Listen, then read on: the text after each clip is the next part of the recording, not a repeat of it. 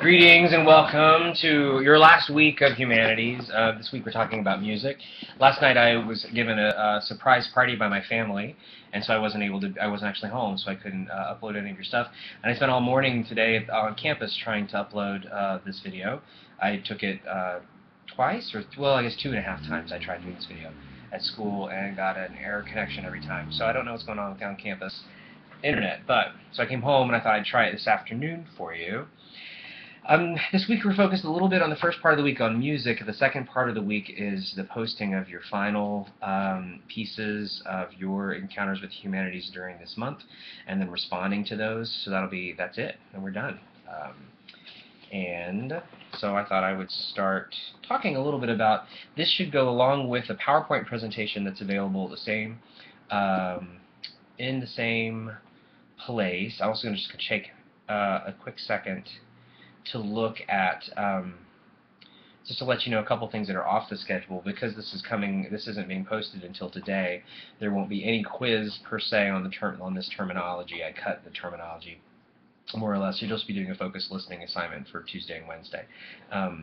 Your only quiz is just to respond via email to this video that you watched it. So we'll see in a second. I'll give you that information in a second. But anyway, what I want to do in this video is talk a little bit about some of the basic ideas about how to listen to music and how that might be different than what you've experienced in terms of listening to music in the past, and how we experience music contemporarily versus maybe some of the in a more classical music sense. I want to look at 3 particular periods of music and 3 composers who are representative of those periods. And then you're going to have some focused listening to do during the week of those music, and then just responding to it. It's a pretty simple, pretty easy week compared to last week, I think, which is a little bit more busy. So again, this goes with the Introduction to Music PowerPoint presentation, which I'm going to see if I can pull up while I'm talking to you. Here it is. Okay, great. Just Introduction to Music is all it says, so you should have it. It's a pretty simple one. So we experience music. Again, I use a lot of music in my teaching, but I'm not a music theory person. I'm not a music history person. So just like when we dealt with some of the art stuff, this isn't my particular area, but I do enjoy music a lot. I think it's really great. And something that we seem to do a lot more of in our contemporary world with music is, it seems like music gets used a bit more in different ways than the ways these folks maybe would have listened to or experienced music in their time. So for us, you'll find music creates meaning often via lyrics. So there are words to the music. There's a song, perhaps it's nice, but for the most part, most of our experiences with music are as an accompaniment to some sort of lyrics or words. And that the lyrics are the things that carry the majority of the meaning. Most of our experience with music, unless you're a different type of person, or a unique person, a unique musician, and if you're in your own right, and even so, most of our experiences with music is going to be with some popular form of music, whether that be top 40 pop music, R&B, hip-hop music, even jazz, or country music, popular country music, bluegrass, whatever. These are all popular forms. So what we're looking at now is different. This is classically composed music. And it's not that those other forms aren't also written or composed. It's just a different format. It's important to remember that even though we're going to be studying classically composed music, even during these times, there were also popular forms of music that other people were listening to. The people who were listening to this form of music typically were people who had a little bit more money and could listen to this kind of music. They could afford to support and travel and go to the symphony. And in some ways, that's still true. There's an argument about people who go to the symphony here. Very few people have everyday encounters with the symphony in America unless they're hearing a concert that's public, or maybe one of the military bands is playing at an event and therefore it's public. It can be very expensive to travel and go to the symphony or to hear the orchestra play, for sure. So I just thought that's just worthwhile talking about. But anyway, we tend to experience music in a different way. if you're listening to film, you will hear the music of John Williams through various films, and the music tells you really quickly how you're supposed to feel about the film. So if you see a beautiful picture or portrait of an ocean gently lapping waves and up against a boat, and it's a sunshiny afternoon, and there's just sort of a slow pan of the camera across the water, and the music is simple and quiet and delicate or majestic or epic or grand, or if it's playful or whatever it is very different than if it's John Williams playing da dun da dun da dun da dun da dun, right, the Jaws theme. So you're told really quickly in a film via music, although film is very much a visual media, film tells us really quickly how we're supposed to feel about something, right? We almost don't think about it. It just is something we naturally, passively consume. And this is a different kind of listening. This is a more active, more engaged listening. People went to the symphony not to sit back and let music wash over them, but to listen to the themes, to listen to the ideas that are being taken apart. A symphony, a major symphonic work, can take years and years to write. It's like a novel. Like the complexity and the details and how it all fits together can be very intellectual as well as sensual experience. So for people who had more experience listening, it's just like with Shakespeare, who have more experience just listening to the words go by, in the same way, the way the notes go by and the way the harmonies are structured can make meaning in ways that maybe even if we don't have a lot of experience with music, we can enjoy, but people who have more experience with music will enjoy more on a different level. But one of the main ideas, if you're on the second slide, a way of thinking about music is the way that it functions with tension and release. So that the music creates, most good music, most composed music, creates a tension in us. Someone's going to mow the lawn now. I'm going to have to close the window. So music creates in us a tension that gets released.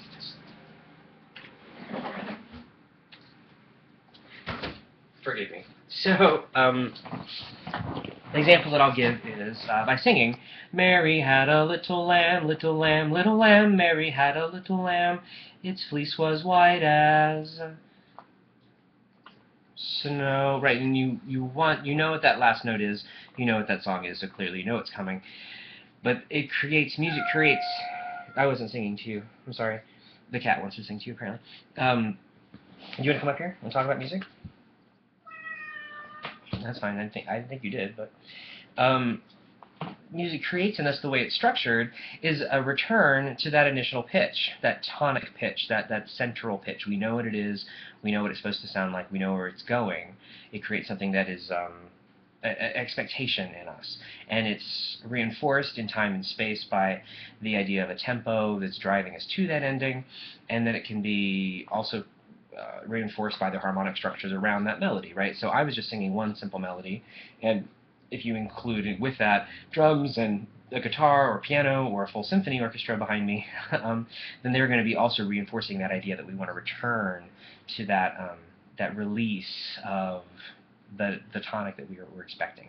It creates a tension in us and then a release. And that's one way to talk about this music, even if you're not really super familiar with the theory of what's going on, like, well, that's a diminished seventh, like you don't have to into whatever is going on. You definitely can experience what is the tension of something that's being created, and what are some of the ways that the music is creating that tension. Is it using louder pitches? Is it building, in volume and dynamics?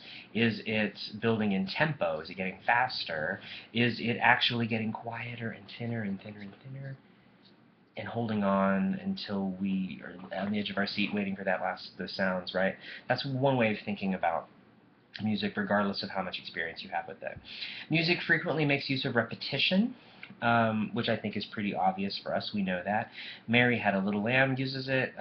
Verse and chorus of every pop song does the same thing, so that we hear the verse, then we hear a chorus, then we hear a verse again, then we hear the chorus a second time, we hear another verse, maybe a bridge, and go back, right? So these are the way pop songs are constructed, and that goes back to song structures well before that as well. In classical forms use structures.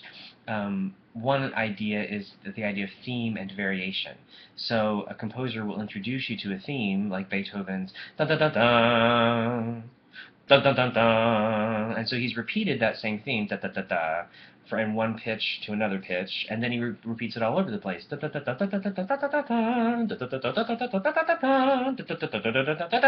and it goes all over the place, right, to create a theme and a variation. I always like to point out Christina Aguilera, who's a beautiful example of theme and variation. So if Christina Aguilera and I were to sing a duet of Mary Had a Little Lamb, I guess we would sing, I would sing, Mary had a little lamb, little lamb, little lamb, Mary had a little lamb, its fleece was white as snow. And then Christina might sing, Mary had a little lamb, whatever she would do. I'm not a Christina singer, obviously. But right, so the theme is introduced, and then it's varied upon, right? There's a variation upon that. This is something we know automatically. I don't know, I don't know what to tell you. My singing isn't that bad, I present that. Who are you to say? You don't even have thumbs. Um, there's that. So that there's also textures that you can listen for. I mentioned already dynamics, which is loud and soft.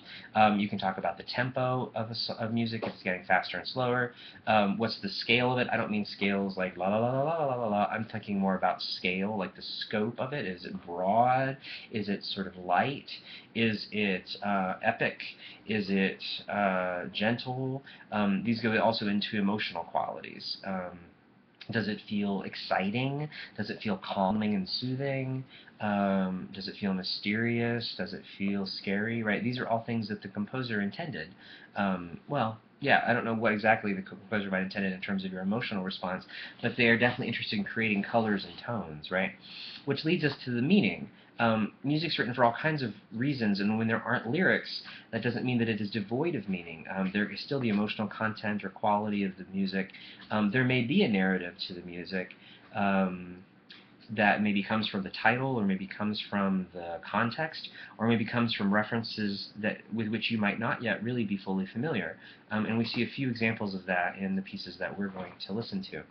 So moving into, I'm not going to quiz you on at this point on what all of these are, but these are some approximate basic musical periods. So the idea of this is we're going to listen to a composer from each of these periods and just talk about how the orchestra changes in each period and just how each period sounds a little bit different than another. So that if you're at the cocktail party, your company has given money to the local symphony, the local city symphony, and you've been expected to go to a function where you're listening, you can say, oh yes, blah blah blah. Like you have some context through which to talk about these ideas. These dates that are on the third slide are approximate. They relate to historical events and composers' lives and deaths, and also other things that are going on in the world. But so these dates are rough. These are not. It's not like the year the Declaration of Independence was signed, etc. This is a specific time. But the Baroque period, classical, and Romantic period. The Baroque period dates 1600 to 1750. A lot of music up until this point, notice that these dates are very similar to the dates of the Renaissance, right? So we're looking at all of these art forms are very much connected, so that you have what's going on in visual art will definitely influence what's going on in music, in literature, and theater, and etc. It all sort of cycles through and responds to itself. For the Baroque period, but up until this point, I'm sorry, almost all music, unless it was popular music, which is more, in this case, folk music, almost all composed music was being written for the church. So it was happening as a form of worship. It was happening with that sort of liturgical purpose in mind, either in church or synagogue, but that is where most music was being, formal music was being composed. Now in the Baroque period, what we begin to see is some of the beginnings of things like some operas, where song and storytelling are kind of coming together, and that some of the themes are coming out of historical or out of biblical ideas and biblical and religious texts and ideas into other things like Greek mythology, again with the Renaissance, right? Looking back into mythology for some themes and for other more contemporary ideas. This is when the concerto begins to exist as a form. So concerto is where you have a solo instrument in front of an orchestra, and that gives a chance for that particular individual soloist to shine and can show off the skills of that instrumentalist as well as the instrument. So it can show off what an oboe can do or what a violin can do in front of an orchestra. In Baroque music, there's usually a figured bass line, underneath, on top of which everything else is happening. And the orchestra is fairly small. Only 35 players, mostly strings. There may be a harpsichord, which is the predecessor to the piano, has a lighter, tinier sound. Very much a consistent meter. What I'm going to do right now is play a little bit. The next slide, 5, is Antonio Vivaldi. This is a little bit of Four Seasons.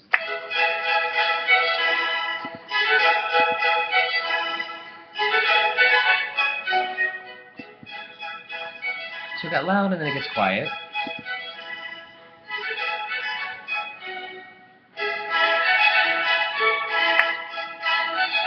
So you hear, always in Baroque music, the sound, the beat is going to be consistent. It never varies or changes. Between movements it might, but each movement itself is going to be very consistent. There you can hear the solo violin. So I'm going to turn this down while I keep talking. But Vivaldi wrote the Four Seasons, as you might imagine. It's 4 movements, 1 for each season. This is La Primavera, which I'm going to ask you to listen to. It's Four Seasons Concerto for Violin and Strings in E, Opus 8, number 1. So you can find it there. It's marked Allegro, which means lively. Not fast, necessarily, but it's lively, which I think you hear it sounds that way. Vivaldi's trying to echo this idea of springtime, obviously. So these are birds, these are buzzings of insects, these are flowers. This is the beginning of a spring, right? And it is the first movement of 4. So spring, he's beginning his sort of exploration through springtime. And you'll listen to all 4 of these movements. They're not very long in part of your focused listening. Vivaldi was from Venice. He was Venetian. He was ordained as a priest and had red hair, so he was known as the Red Priest. He himself was a violinist, and his main job was working at an orphanage. When he stopped being a priest, he had some health problems. He was the primary music teacher at an orphanage where they taught the children about music. So, what you can hear, this is all strings. It's a nice sound. It's very focused and simple, but it's also very consistent. You can tap your foot. There's no conductor. Once they start, they just start. Yep. I'm going to pause this because you'll be listening to the rest of that on your own later. Alright, so that's Vivaldi, and that's Baroque music. Moving into classical music, we're talking about Wolfgang Amadeus Mozart, possibly one of the most famous. You don't like Mozart? Maybe one of the most famous composers ever. In the classical period, we begin to see composers moving outside of their church jobs, so they're not just writing commissions for churches, but in fact are taking commissions from nobility at court, so various princes and queens and whomever else is requesting pieces to be written for various reasons. Larger works, chamber pieces that are smaller that will be performed at at court, and then larger public works in larger halls, public concerts, so it's operas, secular music. I'm writing here sonatas and symphonies, things that happen in larger formats. The orchestra also gets bigger. We have the experimentation of larger sounds, more woodwind instruments. We add brass now to the symphony, and so we get a bigger sound. We get a little bit more rich sound. In fact, the slide refers to Beethoven, who really corresponds between. He sort of bridges the classical era into the Romantic period, which is next. And he and Mozart were contemporaries. Mozart was born in Salzburg. He himself was a keyboardist and a violinist. He was a prodigy child player, so he grew up in a musical family. He was in the court. He was a musician at court very early. He started composing music by age 5. He was a professional musician in the court by age 17. He wrote across many forms, many formats. He wrote concertos, symphonies, some of his operas. All of these are things that are still being performed. We're going to listen to one of his piano concertos. His work was very influential even while he was alive.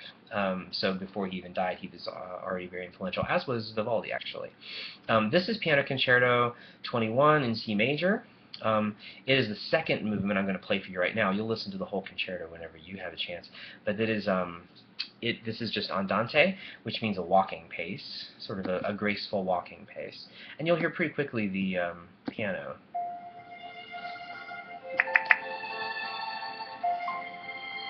You're going to listen to this on your own. but you can hear that piano right on top of the orchestra. The orchestra's gotten a little bit bigger. Andante is a tempo marking that's a little bit slower than Allegro, which is what we listen to for Vivaldi. So it's a bit more like a gracious or graceful walk. Okay. The cat just bit me. That's really weird.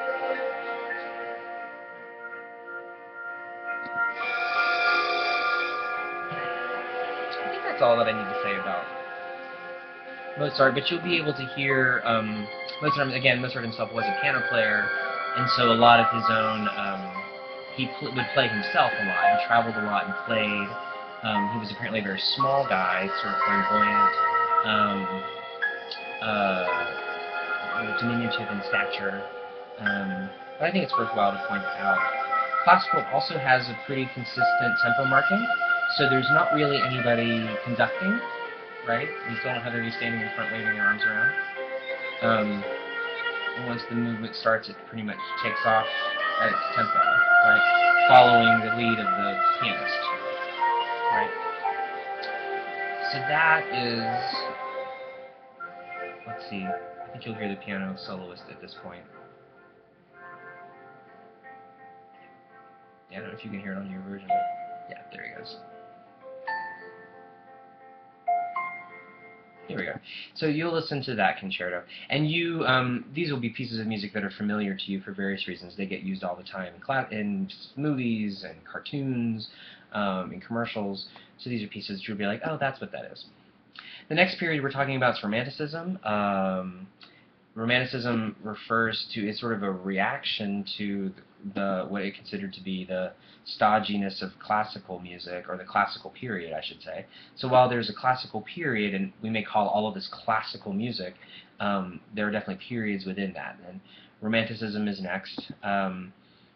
It marks a change, because by now, over in the United States, before in classical period, we're looking at the time and period during the American Revolution and forward, and now we're looking at the early 1800s through the Civil War into the beginning of the turn of the last century, the turn of the 1900, is roughly the dates for Romanticism.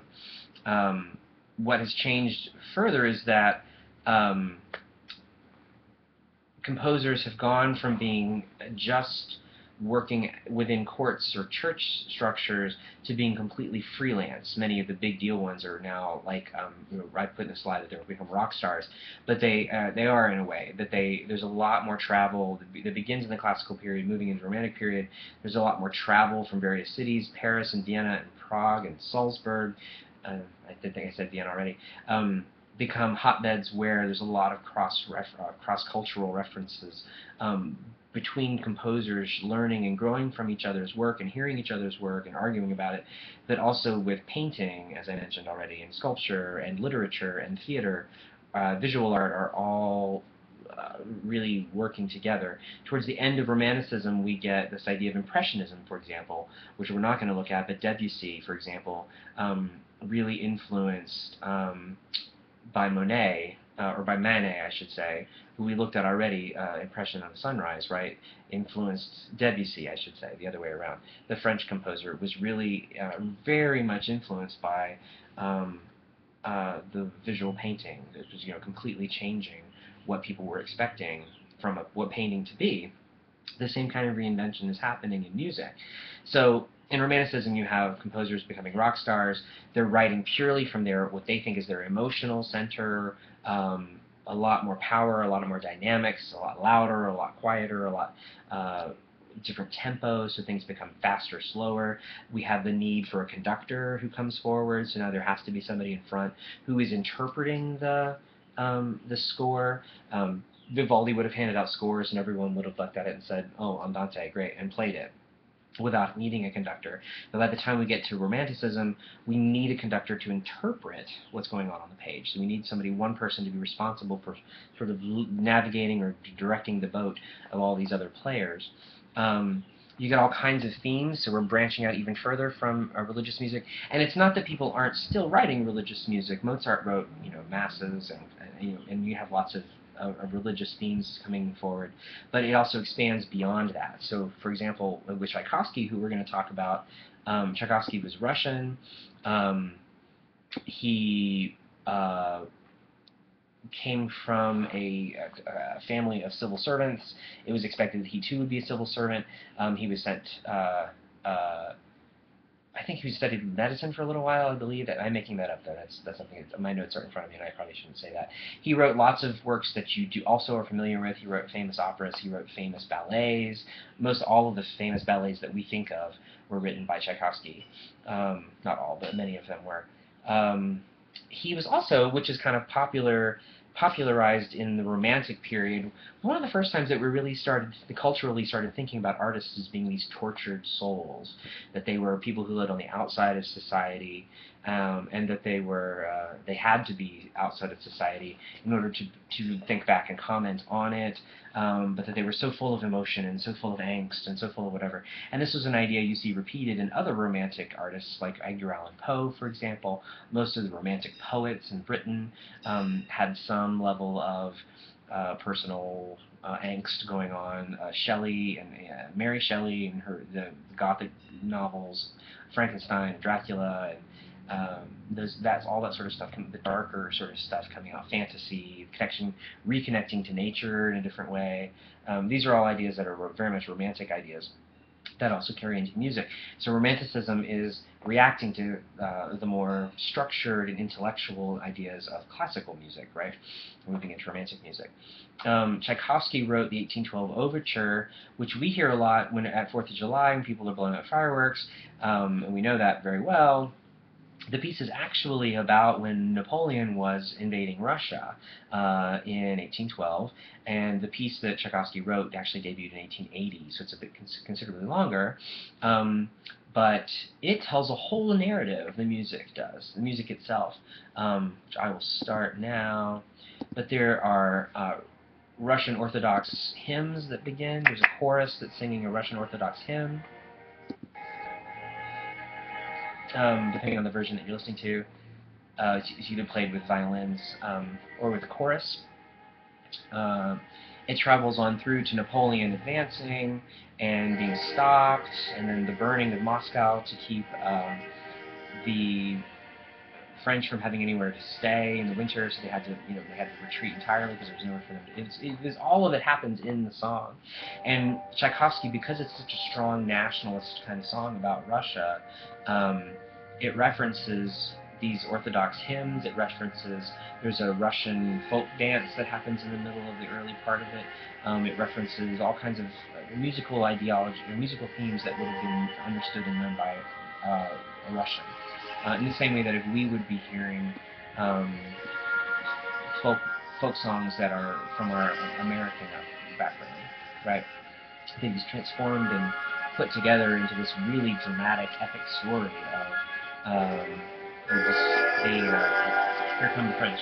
Right. Yep, and then yeah, I don't know if you can hear that very well in here, but you'll listen to it later. Anyway. What else should I say about Tchaikovsky? I think that's it. From Tchaikovsky, he also was himself homosexual, and that's where his torture came from a bit. He never felt quite entirely understood, and he ended up leaving Russia and living and actually died in the United States.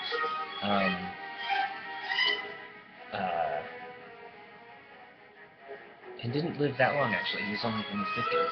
So anyway, I'll fast forward a little bit to the slightly more familiar. Let's see. I'm trying to find the canons. Yeah, here we are. This is the part that you're probably familiar. And there's church bells, and this is the celebration at the end of the battle. One thing that's important to point out now is that Tchaikovsky actually wrote this. Speaking of the way the orchestra gets bigger, is you have full brass. You have a whole brass section. You have bells. You have all kinds of percussion, and it calls for cannons. He actually composed 4 cannons to play. So the size of the orchestra, just the power, the emotional power that's possible, which is very, very different if I'm going to play just a second of this again for you. Just as a point of comparison, cymbals and all the bells ringing.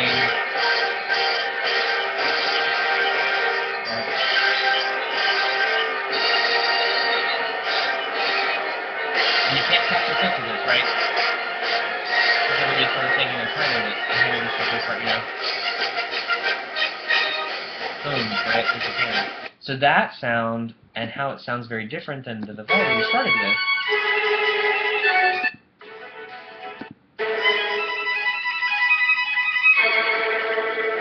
Right, where there's a lot of hard-working fiddles there, right? But it's just strings, just some string instruments. No wind instruments or very little wind instruments, no percussion, right? And the beat never varies.